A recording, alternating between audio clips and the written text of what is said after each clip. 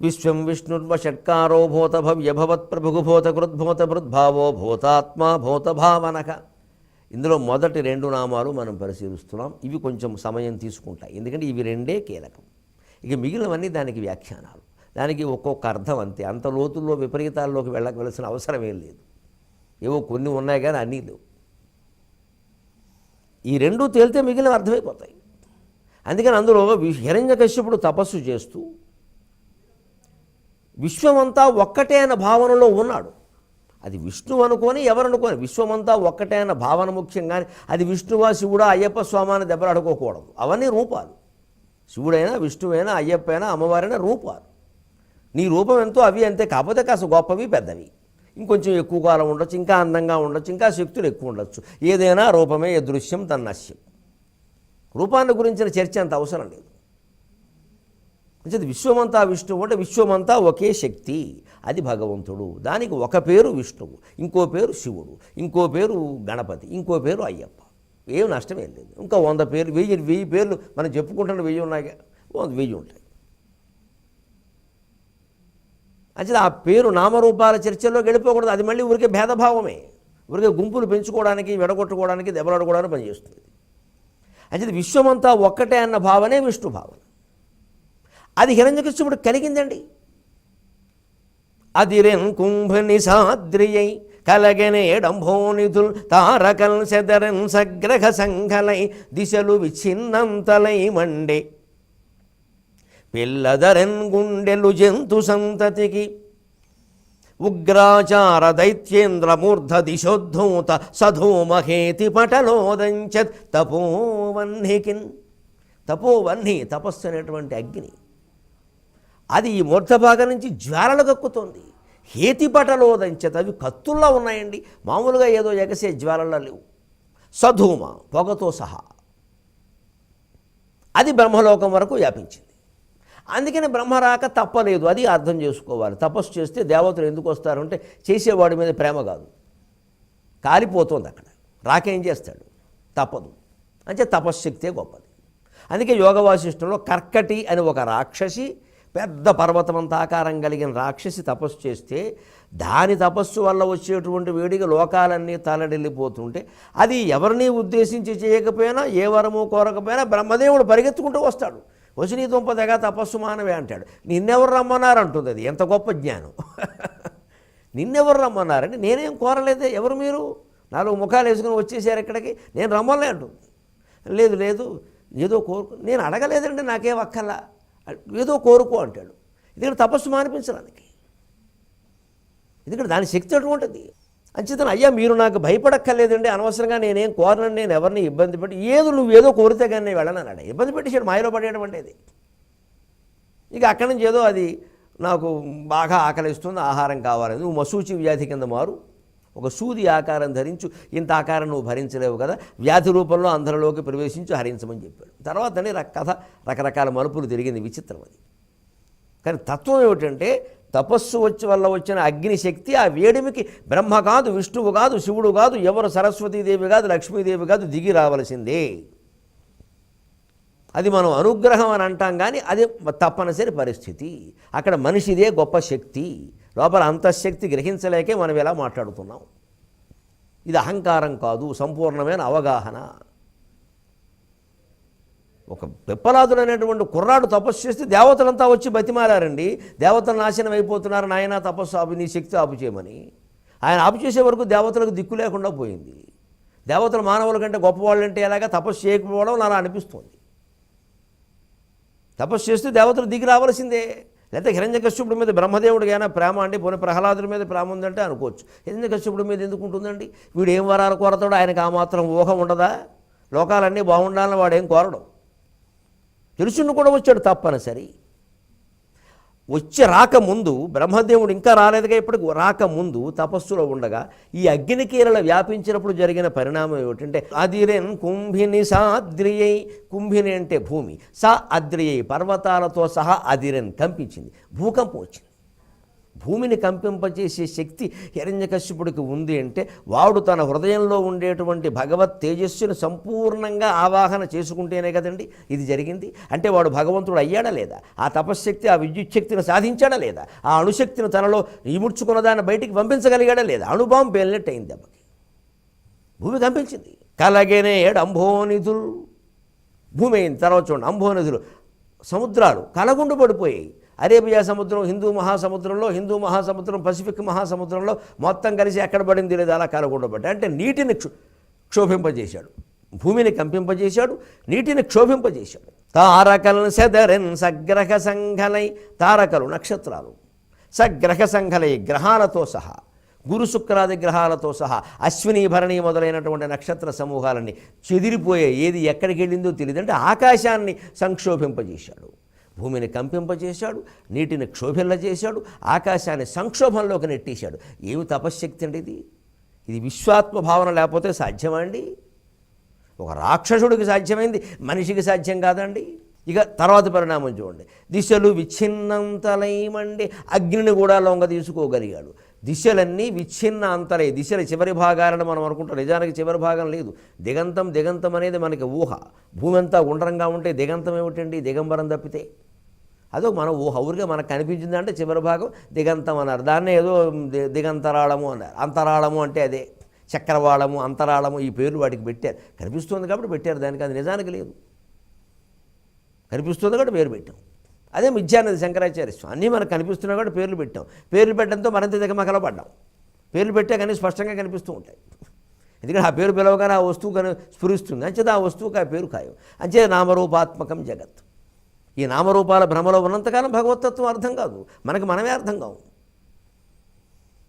దిశలు విచ్ఛిన్నంతలేమండే, ఆ దిగంతాలన్నీ మండిపోతున్నాయంటే అగ్నిదేవుణ్ణి వశించేసుకున్నాడు. భూమి అయింది, నీరైంది, ఆకాశమైంది, అగ్ని అయింది. ఇంకెవరు మిగిలారంటే వాయువు, అది కూడా అయింది. లదరెన్ గుండెలు జంతు సంతతికి ఊపిరి. వాయువు అంటే వాయువు, ఉచ్ఛ్వాస నిశ్వాసాలు ఎక్కడ ఉంటాయి? గుండెల్లో ఉంటాయి. అన్ని జీవుల గుండెలు, ఇక దేవతలు, మానవులు, రాక్షసులు, క్రిములు, కీటకాలు, పశువులు, పక్షులు ఏమీ లేదు. అన్ని జీవులు, అందరి మానవులు, అందరి దేవతల గుండెలు అదిరేయి దెబ్బకి. రాకాశిలంకిని గుండెలు అదరగొట్టెరా అని అందరి గుండెలు అదిరంటే వాయువును వశించేసుకున్నాడు. అందరి ప్రాణాలు ఇప్పుడు వాడి చేతుల్లో ఉన్నాయి. అంత అగ్ని వాడి చేతుల్లో ఉంది. అంత భూమిని వాడు కంపింపజేస్తున్నాడు. అంత నీటిని వాడు క్షోభింపజేశాడు. అంత ఆకాశాన్ని వాడు సంక్షోభంలోకి నెట్టేశాడు. పంచభూతాలు ఎవరి స్వాధీనంలో ఉంటాయో వారే కదండి భగవంతుడు. ఇప్పుడు హిరణ్యకశ్యపుడు దేవుడు అయ్యాడా లేదా? దైవశక్తిని మొత్తం ఆవాహన చేసుకున్నాడా లేదా? ఎందుకు చేసుకోగలిగాడు? విశ్వమంతా ఒక్కటే. విశ్వం పంచభూతాత్మకం మనకందరికీ తెలుసు, శాస్త్రీయంగా రుజువైన విషయం. భూమి, నీరు, ఆకాశము, గాలి, అగ్ని, ఈ ఐదింటితోనే ఏదైనా తయారైంది. మీరు, నేను, సమస్త జీవరాశి, చరాచర జీవరాశులని మొత్తం విశ్వమంతా దాంతోనే తయారైంది. ఎన్ని తవ్వకాలు జరిపినా తెలిసేది అదే. ఆరో భూతం ఎక్కడా లేదు. ఈ పంచభూతాలకి 5 పాదాలు రాశాడు సరిగ్గా పోతన గారు. 5 భూతాలని వశం చూసుకున్నంటే పంచభూతాత్మకం జగత్ వశమైపోయింది. జగత్ వశమైన వాడు జగన్నాథుడేగా. అంచేత అతను విశ్వం విష్ణువు అనే అనుకున్నాడు. విష్ణువు అని పేరు పెట్టక్కల. విష్ణువు అంటే ఒకరు కదా, వ్యాపించినవాడు, విశ్వమంతా వ్యాపించినవాడు. ఒకటే వ్యాపించింది, ఆ శక్తిని పట్టేసుకున్నాడు. దొరికేసింది, తపస్సు వల్ల దొరుకుతుంది. తపస్సు అంత గొప్పది. అది మనకు అర్థం కాక వేరే ఏదో మామూలు మార్గాల్లో పడ్డాం మనం. ఏదో ఏకాదశి నాడు ఉపవాసం ఉంటే అయిపోయింది అనుకుంటున్నాం, అంతే. అంత ఈ ఉపవాసాలు, ఈ పూజలు, ఈ నోములు, ఈ తీర్థాలు, ఈ యాత్రలు, ఈ దర్శనాలన్నీ ఆ తపస్సుకి దారి తీయాలి. ఏకాంతంగా ఉండాలి, ఆ తపస్సులో మునగాలి. ఎవరితో మాట్లాడాలని అనిపించొద్దు, ఎవరు మాట్లాడుతుంటే వినాలని కూడా అనిపించొద్దు. ఆగిపోవాలి, క్రమంగా అయిపోవాలి, క్రమంగా తగ్గిపోవాలి. రమణ మహర్షి స్థాయికి అందరం వెళ్ళవలసిందే. అదే అంతిమ స్థాయి. ఆ మహానుభావుడే ఆదర్శం. కాబట్టి ఉగ్రాచార దైత్యేంద్రమూర్ధ దిశోద్ధూత సధూమహేతి పటలోదంచ తపోవన్హికిన్, ఇన్ని పరిణామాలు జరిగేదానికి. ఇది విశ్వాత్మస్థితి. విశ్వమంతా విష్ణువే అనుకున్నాడు ఆయన. కానీ బ్రహ్మదేవుడు ప్రత్యక్షమయ్యాడు. ఆయన ఇంతకంటే మహాతపస్సులు చేసి కదా ఆ రూపం ధరించింది. హిరణ్యకశ్యపుడికి ఇన్ని శక్తులుంటే బ్రహ్మదేవుడిగానే ఉంటాయి. ఈయన ధాతు అయితే ఆయన ధాతురుత్తమ. అనాదినిధనో ధాత విధాతో విధాధాతో ధాత విధాత ధాతురుత్తమ. ఈయన ధాతు అయితే ఆయన ధాతురుత్తమ. ఈయన ధాత, ఆయన విధాత అవుతాడు. ఆయన విధాత. ఆయన 4 ఆకులు ఎక్కువ చదివాడు, 4 ముఖాలు కూడా ఉన్నాయి. ఆయన ప్రత్యక్షమై కాస్త ఆ వేడి తగ్గేలా కాస్త కమండలోదకం జల్లి హిరణ్యకశిప లే అని వాడి పేరుతో పిలిచాడు. ముందు లేవల, కల్లో ఉన్నవాడిని చూడండి, నిద్రపోయిన వాడిని ఓసారి పిలిస్తే కొంతమంది లేవరు, రెండోసారి కొంతమంది చాలాసార్లకు కానీ లేవరు, ఎందుకంటే వారికి లేవాలని లేదు. నిజంగా వినపడినవాడు ఓసారి కాదు ఓసారికి లేస్తాడు. వాడు 2-3 సార్లు హిరణ్యకశిప నాయన నీకోసం వచ్చాను లే, బ్రహ్మదేవుణ్ణి చతుర్ముఖ బ్రహ్మను అని చెప్పేసరికి ముందు మెలకువ రాలేదు. ఎందుకంటే అపూర్వమైన స్థితిలో ఉన్నాడు, తన్మయావస్థలో. అసలు అందులోంచండి ఇందులోకి రావడం ఇష్టం ఉండదు ఎవరికి. రామకృష్ణ పరమహంస వివేకానందుడికి కలిగించిన స్థితి ఏదే, ఆ విశ్వాత్మ భావన. తానై పిలిచెను రామకృష్ణుడు వినూత్న స్పరిశనందించి ఏదో నవ్యానుభవంబునందుచు నరేంద్రుండే వివేకంబునందానందంబున తేలియాడెను భయవ్యాఖ్యానముల్ చేయుచున్ జ్ఞానానందమరంద బిందులహరీ స్నానంబు సామాన్యమా, జ్ఞానానందమరంద బిందులహరీ స్నానంబు సామాన్యమా అని సాగర ఘోష కావ్యంలో రాశా వివేకానందులు రామకృష్ణ పరమహంసుల అనుబంధాన్ని గురించి. తనంతట తాను పిలిచి కేవలం కుడికాలి బొటనవేలు ఆయన కుడి తొడ మీద ఇలా పెట్టగానే ఆయనకి అనుభవం కలిగిందండి. ఈ హిరణ్యకశిపుడు కలిగిన అనుభవం. కానీ ఈ భూమి కంపించడం, నీరు క్షోభించడం అప్పుడు జరగాలి, ఎందుకంటే ఆయన సంకల్పం అది కాదు. ఈ హిరణ్యకశిపుడు లాంటి వాడు కాదుగా వివేకానందుడు. చాలా తేడా ఉంది. వీడు అవివేకానందుడు, ఆయన వివేకానందుడు, చాలా తేడా ఉంది. అందుకని ఆయన తపస్సు గురువు ఆయనకి ఇచ్చిన శక్తి సద్వినియోగమైంది.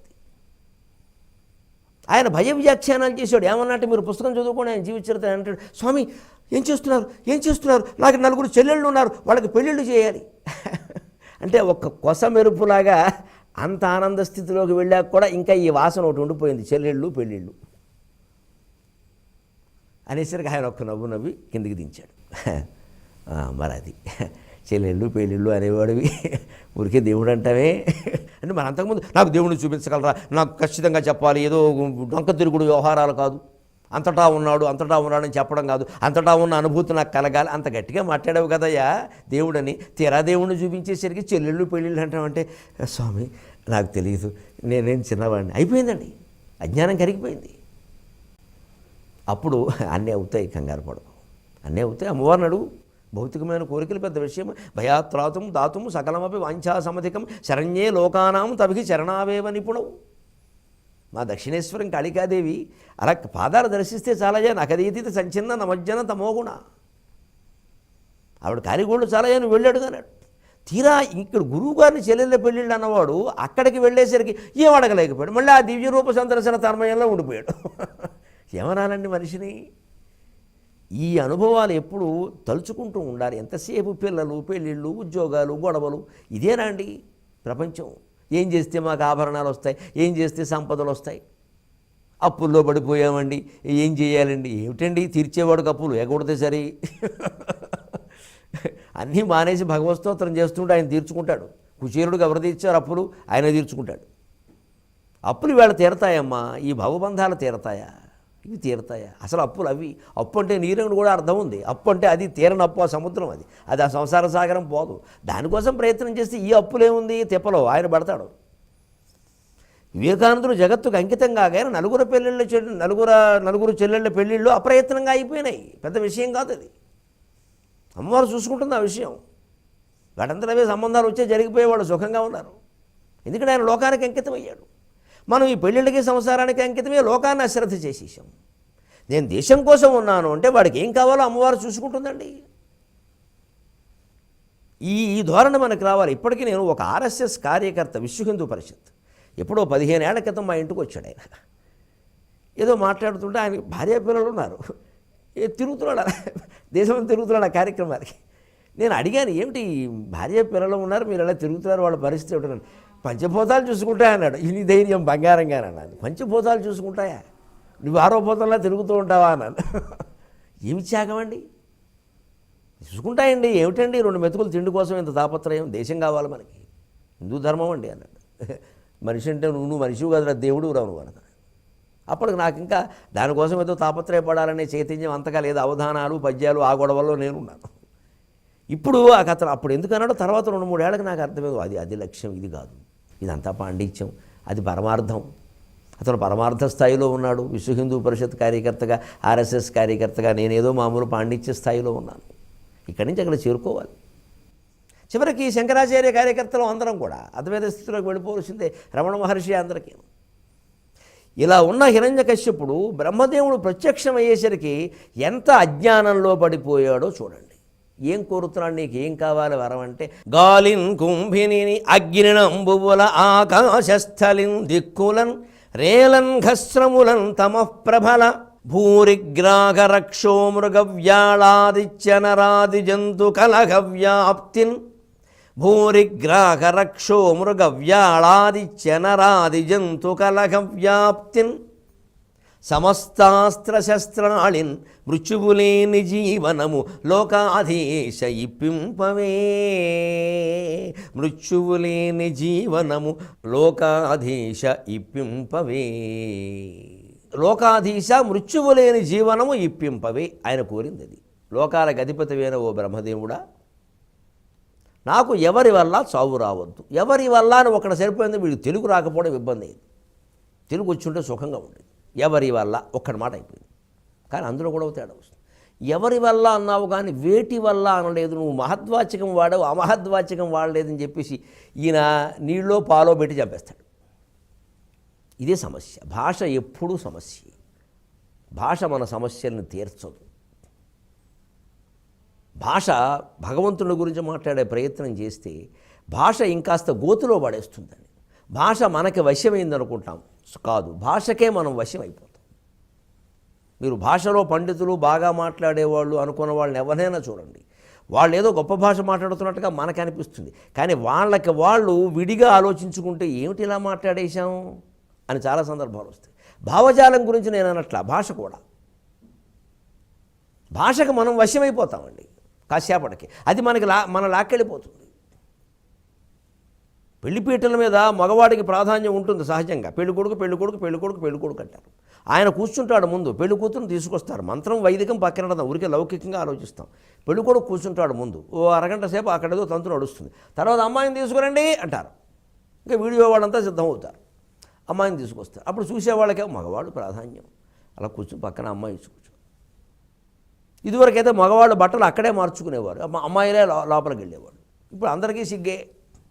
సరే, ఇంకా లోపలికి వెళ్తే ఎవరికి అది లేదు. అది రెండు రకాల అక్కడ కనిపిస్తుంది. అక్కడ మగవాడు ఏమనుకుంటాడంటే, ఆ జరిగే తత్వంగా నేను ప్రాధాన్యం.